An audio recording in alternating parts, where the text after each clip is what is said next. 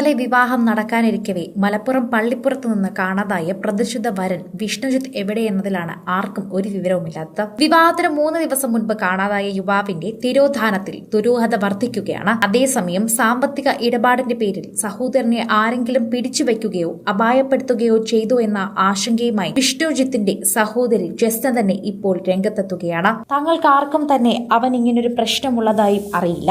അതുകൊണ്ട് തന്നെ ആരോ പിടിച്ചു വെച്ചിരിക്കുകയാണെന്ന് കൃത്യമായ ഒരു ഊഹവും ഇല്ല. അവസാനം വിളിച്ചൊരു സുഹൃത്തിനോട് പറഞ്ഞത് എന്താ ഇഷ്യൂ ഉണ്ട്, അത് തീർത്തിട്ട് വരാം എന്നാണ്. ഒരാൾക്ക് കുറച്ച് പൈസ കൊടുക്കാനുണ്ട്, അത് കൊടുത്തു തീർത്തില്ലെങ്കിൽ കുറച്ച് സീനാണ് എന്നും സഹോദരൻ സുഹൃത്തിനെ വിളിച്ചു പറഞ്ഞതായി തന്നെ ജസ്ന പറഞ്ഞു. പണം കൊടുക്കാൻ എത്തിയപ്പോൾ തന്നെ അവിടെ പിടിച്ചു വെച്ചതായിരിക്കുമെന്നാണ് ഈ സഹോദരി തന്നെ ഊഹിക്കുന്നത്. ഇത്രയും പ്രശ്നമുണ്ട് എന്ന് അറിഞ്ഞ് വിവാഹ തലേന്ന് തന്നെ ഇങ്ങനെ ചെയ്യണമെങ്കിൽ തീർച്ചയായും അവർ ബ്ലാക്ക് മെയിൽ ചെയ്തിട്ടുണ്ടാകാം എന്നാണ് ഇപ്പോൾ പുറത്തുവരുന്ന വാർത്തയിൽ തന്നെ കുറച്ച് ഊഹാഭോഗത്തിൽ തന്നെ പറയുന്ന കാര്യങ്ങൾ.